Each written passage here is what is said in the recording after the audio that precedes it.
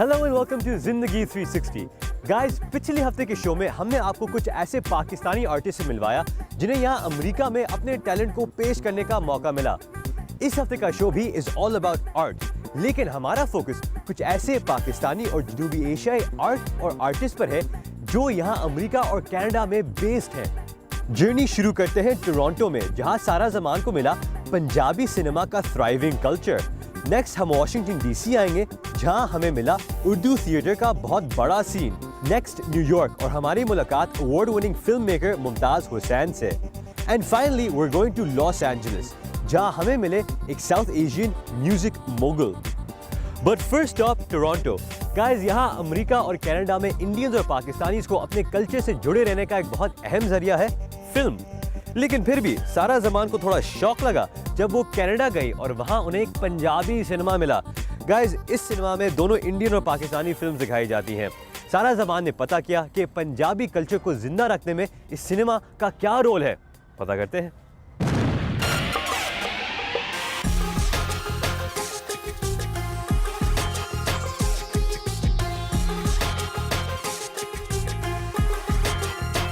Guys, मैं इस वक्त टोरंटो के एक मल्टीप्लेक्स में खड़ी हूँ और यहाँ पे सिर्फ हॉलीवुड की मूवीज़ के ही पोस्टर्स नज़र नहीं आ रहे, बल्कि पंजाबी फिल्मों के पोस्टर्स भी लगे हुए हैं। वैसे तो ग्रेटर टोरंटो एरिया में पाकिस्तान और भारत से आए हुए पंजाबीज़ की बहुत बड़ी पॉपुलेशन रहती है, लेकिन उनके आबाई मुल्कों से इतनी दूर इस ऑडियंस को कैसे एंगेज किया जा रहा है और ये ऑडियंस इन फिल्मों में क्या देखना चाहती है, ये पता लगाना चाहिए।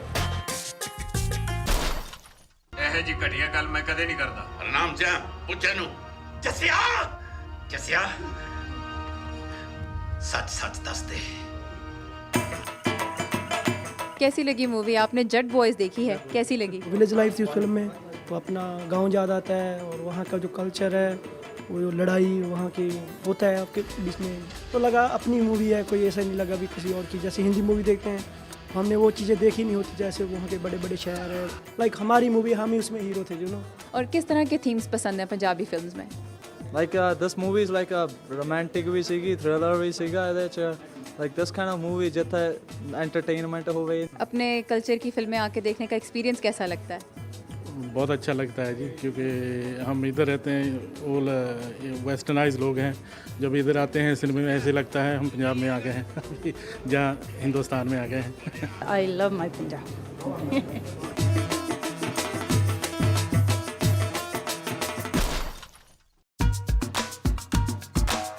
मेरे साथ इस वक्त मौजूद हैं सनी गिल, जो कनाडा में होने वाले पंजाबी इंटरनेशनल फिल्म फेस्टिवल के फाउंडर और प्रेसिडेंट हैं। ये अपनी नौयत का पहला ऐसा फिल्म फेस्टिवल था जिसमें पंजाबी फिल्मों को इंटरनेशनल लेवल पे एक्सपोजर दिया गया। सो सनी, पहले तो ये बताएं कि कनाडा में पंजाबी फिल्मों की कितनी डिमांड है? Punjabi films are really popular here, and I mean almost every other week there's a new Punjabi film that's being released. तो अगर if I am not wrong तो इस साल ऑलमोस्ट 80 से ऊपर पंजाबी फिल्में जो बन रही हैं। सो इधर दे आर इन प्रोडक्शन और you know they are in a certain stage of production. Punjabi international film festival आपने 2012 में स्टार्ट किया। क्या मकसद था ये फेस्टिवल स्टार्ट करने का और फिर कैसा रिस्पांस मिला आपको यहाँ पे लोगों से? There is a gap between the second generation और जो लोग बाहर से आए हैं। तो बाहर से जो लोग आए हैं उनके लिए क्या है कि उनको कनेक्शन वो मिस करते हैं अपने होम कंट्री को, और जो यहाँ पे जनरेशन अभी यू नो बॉर्न है, ब्रॉट अप हो रही है, तो उसको बिल्कुल ही कनेक्शन नहीं है। So we thought you know we should have a platform where we can bring them together. So we thought films and music are the two things which bring people together. ਅੱਜ ਆਪਣੇ ਘਰ ਸ਼ਾਂਤੀ ਨਾਲ ਰਹਿਣ ਲਈ ਵੀ ਕਦਮ ਕਦਮ ਤੇ ਆਪਣੀ ਪਹਿਚਾਣ ਸਾਬਿਤ ਕਰਨੀ ਪਏਗੀ। As long as films touch on Punjabi culture and identity, they are made part of our festival.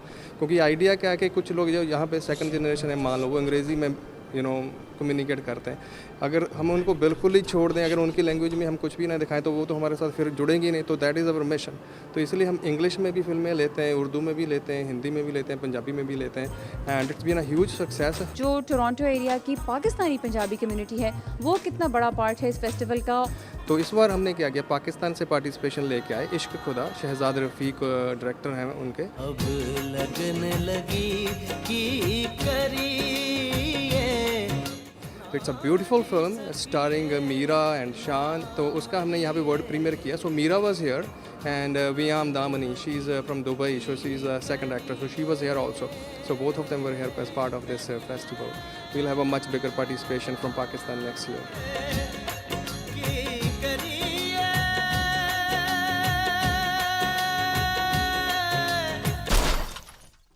अब कुछ बात करते हैं पंजाबी फिल्मों के एक्टर गुरशरण मान से। ये बताएं, हिंदी फिल्मों के स्टार्स तो लाखों करोड़ों रुपए लेते हैं, उनकी तो सैलरीज रिकॉर्ड ब्रेकिंग है। पंजाबी फिल्मों के स्टार्स का बिजनेस कैसा चलता है? ऐसे है कि हिंदी के जो स्टार, एक स्टार की जो सैलरी है वो हमारे सारी पंजाबी फिल्म की बजट ही उतना होता है। ज़्यादा टाइम नहीं लगेगा, मेरे ख्याल 4-5 साल में ही अच्छी सैलरी हो जाएगी पंजाबी एक्टर्स की भी। पंजाबी सिनेमा का फ्यूचर आप कैसा देखते हैं, और ख़ास तौर पे जो ओवरसीज़ ऑडियंस है वो उसके फ्यूचर को ब्राइट बनाने में आपके ख्याल में कितनी इम्पोर्टेंट है? जहाँ तक पंजाबी फिल्मों का फ्यूचर है, it's really bright because most of the audience are out of India right now. Punjabis are all over the world. तो जहाँ जहाँ वो जाते हैं वैसे वैसे एजुकेट भी होते हैं एंड फिर टेस्ट भी बदल जाते हैं. यहाँ जो फॉरेन कंट्रीज में भी compare the films with Hollywood and you have to be good for that. So ऐसा है कि क्वालिटी भी अच्छी हो रही है, फ्यूचर भी अच्छा है. कदे कदे कोई धागा टुट भी जाता है ते सारा ताना पेटा उलझ जाता है. It's time for a break, but don't go anywhere. Break के बाद डिस्कवर करें वॉशिंगटन डीसी में उर्दू थिएटर का सीन.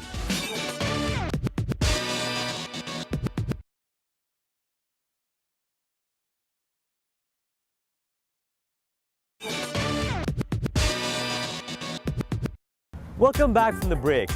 Guys, जब हम उर्दू के गढ़ों के बारे में सोचते हैं तो दिल्ली या आगरा या लखनऊ या कराची या लाहौर जैसे शहर जहन में आते हैं. ऐसा बहुत कम होता है कि हम वॉशिंगटन डीसी के बारे में सोचते हैं. लेकिन पता चला कि यहाँ वॉशिंगटन डीसी में एक काफ़ी बड़ा उर्दू थिएटर का सीन है. हमारी मुलाकात हुई शोएब हसन से, जिनका यहाँ उर्दू थिएटर को फ़रोग़ देने में एक बहुत अहम किरदार है. और उनसे हमने पूछा कि आखिर ये क्या सीन है. पता करते हैं. हमारे इंस्पेक्टर, बहुत अच्छे एक्टर, अली शोएब हसन.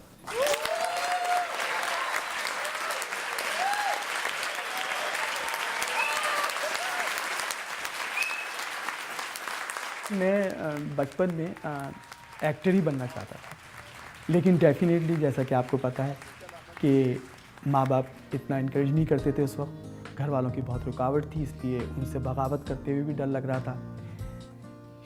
शरीफ आदमी था, इसलिए जो उन्होंने कहा वो पढ़ लिया, लेकिन उस पढ़ाई में मुझे दिल नहीं लगा. जब मैं यहाँ पे आया तो मुझे एक आज़ादी थी. यहाँ पे माँ बाप का वो प्रेशर नहीं था, बड़े भाइयों का प्रेशर नहीं था. तो मुझे ऐसा लगा कि अब मैं अपना शौक़ पूरा कर लूँ. उसूलन तो मुझे यहाँ पे कहीं स्कूल कॉलेज में जाकर एक्टिंग सीखनी चाहिए थी और यहाँ की जो मेन स्ट्रीम थी वहाँ पे जाना चाहिए था, लेकिन शायद वहाँ पे भी बुज़दिली जो थी वो आड़े आ गई और मैंने सोचा कि चलो इसको हॉबी के तौर पे करें. तो उसने भी हाँ, बाद में कहने लगी उसे चढ़ गई है. 1980 में हमने एक ग्रुप बनाया और उस ग्रुप में जितने भी लोग थे, इत्तेफाक से उनका फिल्म, रेडियो, टीवी और थिएटर्स का से डायरेक्टली और इनडायरेक्टली किसी न किसी तरीके से उनका ताल्लुक़ था. हम लोग नए नए इस मुल्क में आए थे, मेहनत मजदूरी कर रहे थे. जो हमारा फ़नकाराना एक जो हमारा अपना रंग था वो किसी तरीके से कहीं पे भी एक्सप्रेस नहीं हो रहा था. तो हमें उसके लिए एक एक्सप्रेशन चाहिए था. हमें कुछ ऐसी हॉबी चाहिए थी जिसमें हमें खुद अच्छा लगे, हमें खुद सेटिस्फेक्शन हो. तो हमारे ग्रुप ने ये डिसाइड किया कि क्यों ना हम यहाँ पर थिएटर करें. तो सबको ये बात बहुत पसंद आई और हमने कहा ठीक है. तो हमने थिएटर जो है वो शुरू किया. हमने कहा हम ड्रामा खुद लिखेंगे और यहीं के मसाइल को लेकर हम ड्रामा लिखेंगे. इंस्पेक्टर, आपने विकी को उस लड़की की फ़ोटो नहीं दिखाई? उस वक्त हमारा मकसद सिर्फ तफरी का और एक ये था कि हम इस मुल्क में रहकर कुछ तफरी का सामान पैदा करें. मगर अगर देख लें आप तो अच्छे ही होगा। अच्छा ठीक है। सबसे बड़ा चैलेंज था हमें ऑडियंस का कि हम ड्रामा तो कर लेंगे लेकिन हमें देखने कौन आएगा।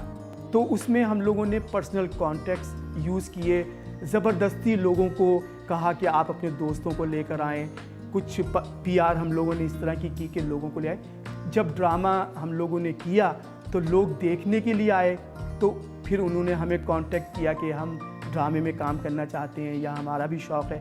तो इस तरह शौकिया लोग जो थे वो हमारे साथ जुड़ना शुरू हो गए और अब वाशिंगटन में एक नहीं बल्कि कई ड्रामा ग्रुप जो हैं वो बहुत एक्टिवली काम कर रहे हैं। उसमें हिंदुस्तान के लोग भी हैं, पाकिस्तान के लोग भी हैं। तो अब खासी अच्छी थिएटर की ऑडियंस हमारी यहाँ पर बन गई है और साल में कम से कम 4-5 यहाँ पर ड्रामे जो हैं वो स्टेज पर हो रहे हैं। 10 तक थिएटर जो है वो अब अमेरिका की जितनी बड़ी स्टेट्स हैं वहाँ हर जगह ज़रूर थिएटर ग्रुप हैं और वो लोग कर रहे हैं। अगर हम इस हिसाब से देखें कि लोगों ने सबसे ज़्यादा किस प्ले को यहाँ पे पसंद किया तो वो था जिसने लाहौर नहीं देखा। लेकिन उसके अलावा भी बहुत अच्छे ड्रामे हुए, जैसे एक कोर्ट मार्शल। कोर्ट मार्शल है, हिंदी फिल्म नहीं है। अच्छा, आप जिस जगह पे खड़े हैं वो जगह हिल रही है, घूम रही है।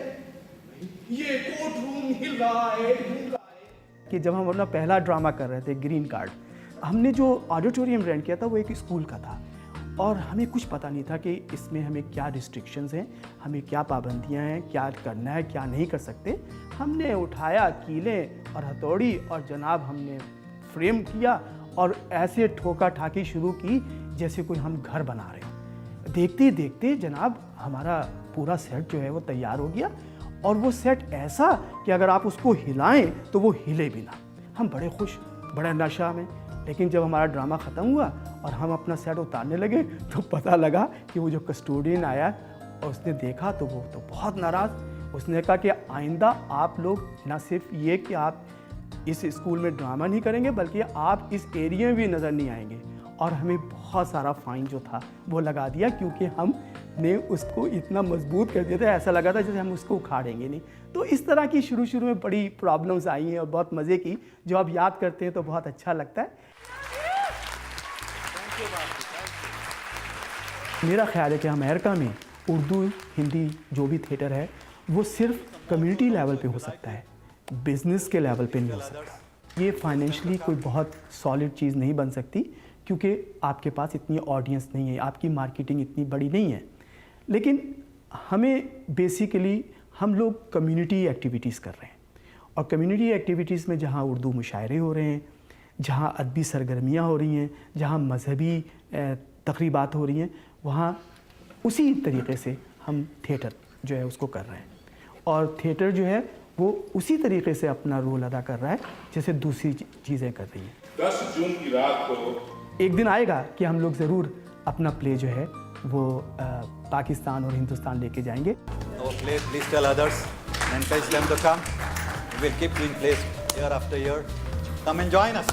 Thank you. गाइस, हमारे next US based Pakistani artist तेजी से यहाँ अमेरिका में कामयाबी हासिल कर रहे हैं। उनका नाम है Mumtaz Hussain and he is a poet, a writer, a sculptor and now he is a film maker. Guys, हाल ही में मुमताज़ ने एक स्क्रीन प्ले लिखा और वो स्क्रीन प्ले यहाँ अमेरिका के prestigious Hollywood screen play contest में फाइनलिस्ट करार दिया गया। मैं मुमताज़ से मिला, उनसे पूछा इस एजाज़ के बारे में और ये कि उनके क्या गोल्स हैं गोइंग फॉरवर्ड। आइए मिलते हैं मुमताज़ हुसैन से। मुमताज़ हुसैन, आपका बहुत शुक्रिया कि आपने आज हमें टाइम दिया। आपकी जो लेटेस्ट स्क्रीन प्ले है वो सिलेक्ट की गई है हॉलीवुड स्क्रीन प्ले कॉन्टेस्ट में एज अ फाइनलिस्ट। बहुत मुबारक हो आपको। ये बताएं आपको कैसा लगा when आपको जब खबर मिली कि आपकी स्क्रीन प्ले सिलेक्ट की गई? I cannot tell you कि how excited I was and how happy I was. मुझे यकीन ही नहीं आ रहा था कि मैं उस लेवल पर जा सकता हूँ। मैं एक हफ्ता तक मैं जो है ना वो ईमेल बार बार पढ़ता था, उन्हें कॉल करता था और ये सोचता था कि वाकई ये जब कंफर्म हो गया फिर मैंने कहा नहीं ये मेरा ही स्क्रीन प्ले जो है ना शॉर्ट लिस्ट हुआ है। हमें थोड़ा बताएं कि ये स्क्रीन प्ले क्या है, कहानी क्या है इसकी? ये screen play is about hangman, Tara Masih की कहानी है। जो उस फिल्म का हीरो है वो तारा मसीह है, यानी कि कम्प्लीटली एक माइनर शख्स जिसको कोई भी नहीं पसंद करता, उसका प्रोफेशन ऐसा है, ऊपर से ये they come from an untouchable family और बिल्कुल ही माइनर शख्स। उसका relationship the most powerful person Zulfikar Ali Bhutto जो कि जेल में थे, तो उनकी दोनों की आपस में दोस्ती। तो वो एक इंटरेस्टिंग सा एलिमेंट मुझे लगा कि एक आदमी हैंगमैन है और जिसने हैंग होना है, उनके दरमियान जो एक दोस्ती है उसको मैंने हाईलाइट किया है। And it's a fiction which is based on a historical fact. उसकी जो ट्रांसफॉर्मेशन होती है, पॉलिटिकल अवेयरनेस, भुट्टो के साथ रह रहे के उसमें जेल में, अब वो जो चेंजेस हैं वो कीप द स्टोरी मूविंग। अभी तो आपने स्क्रीन प्ले लिखा है इस मूवी का, अब प्रोडक्शन की तरफ आप जाएंगे, तो आपके लिए ये अब कितना बड़ा चैलेंज होगा इस फिल्म को प्रोड्यूस करना? काफ़ी बड़ा चैलेंज है मेरे में। चैलेंज तो अगर तो फंडिंग है तो चैलेंज कोई नहीं है, then I will enjoy.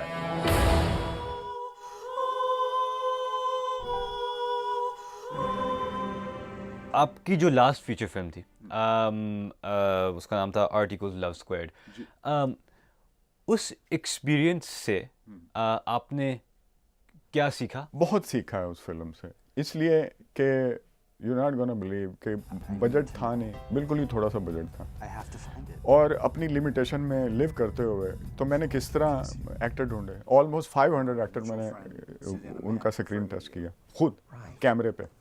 500 actor, मेरे पास पैसे नहीं थे कि मैं कास्टिंग एजेंसी हायर कर सकता, तो खुद लोकेशंस खुद ढूंढी, पैदल जा रहा हूँ, सबवे में जा रहा हूँ या ड्राइव करके जा रहा हूँ, वो है। And then get the permission from those location. तो इस तरह के जो एक्सपीरियंस थे वो उनसे जो मैंने सीखा है मुझे काफ़ी इनकरेजिंग कर रहे हैं कि जी मैं अगली फ़िल्म जो है उससे भी बेहतर होगी।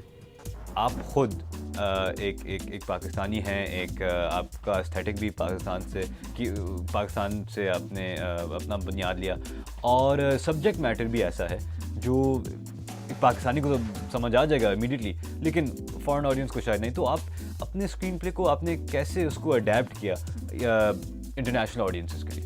देखें, जो प्रिंसिपल्स होते हैं ना, चाहे वो स्क्रीन प्ले है, चाहे पेंटिंग्स है, चाहे स्कल्पचर है, चाहे any form of the writing है, principles, rules and the elements are the same. इसका मेरे पास जो है ना बहुत अच्छी एग्जांपल इसकी है, क्योंकि न्यूयॉर्क यूनिवर्सिटी में एक वो गुलाम अब्बास का ओवरकोट पढ़ाया जाता है।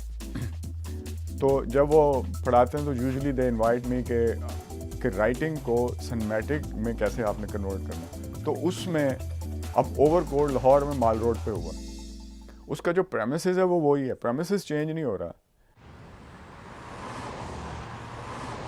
तो वो कोड के अंदर कौन छुपा है, उसकी जो लैंडस्केप है वो चाहे माल रोड है चाहे न्यूयॉर्क का 5th एवेन्यू, अब जो उसको आप कन्वर्ट कर सकते हैं जिस तरह मर्जी कर दें।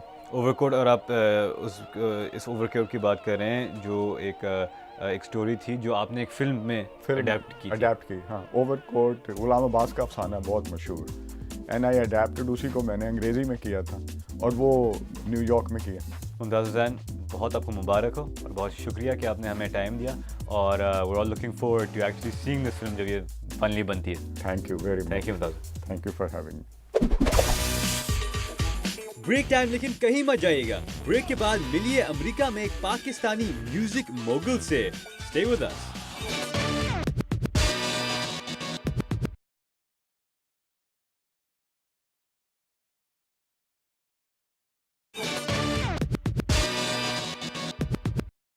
Welcome back from the break.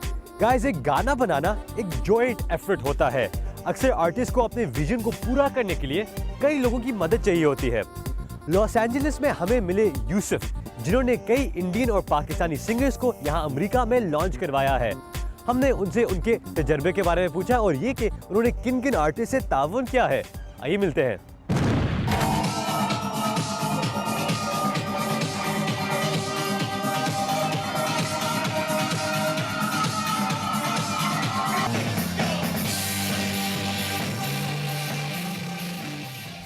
Music के साथ मेरा बड़ा पुराना गहरा एक रिश्ता था. I have been making music since high school और with my band Kundalini shock attack, and then over the years मैंने और बहुत सारे सिंगर सॉन्ग राइटर्स और बैंड्स के लिए प्रोडक्शन का काम किया, या I helped write songs with them.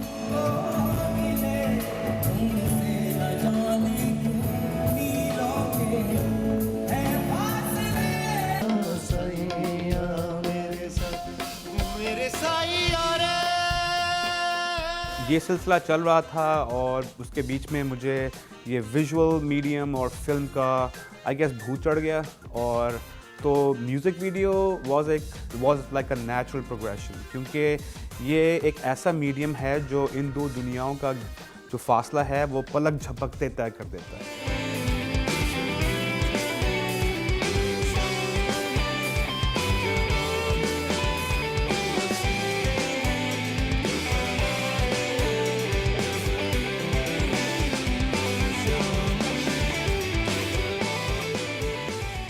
At heart, I believe I was always a storyteller.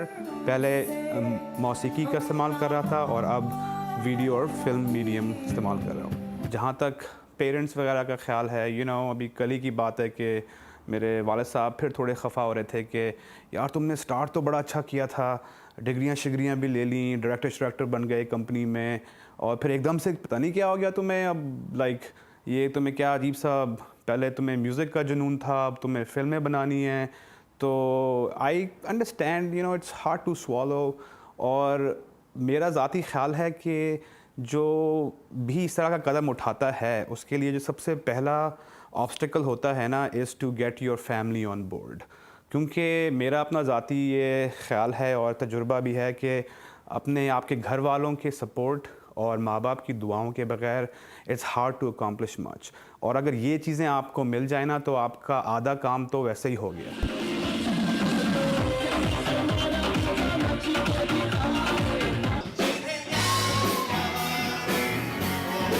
जी बिल्कुल, एम्ब्रेस इवेंट जो था वो भी एक और लड़ी है स्टूडियो 2012 की, जो ख़ुद एक प्लेटफॉर्म है for creative minds and imaginative people to collaborate together and learn from each other.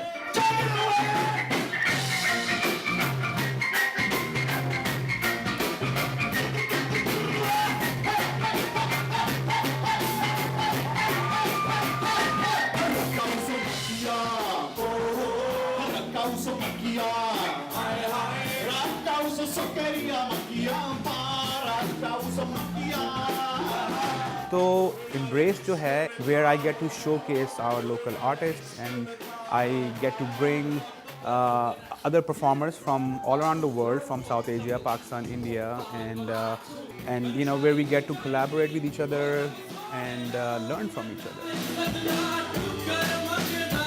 यहाँ पे जो पाकिस्तानी म्यूजिशियंस का सीन है और south Asian seen in general, अब वो बहुत हद तक स्टैब्लिश हो चुका है. People will be taken by surprise at the quality of work that will be coming out of Pakistani community in America and all around the world. And like I said, really exciting times to be alive in.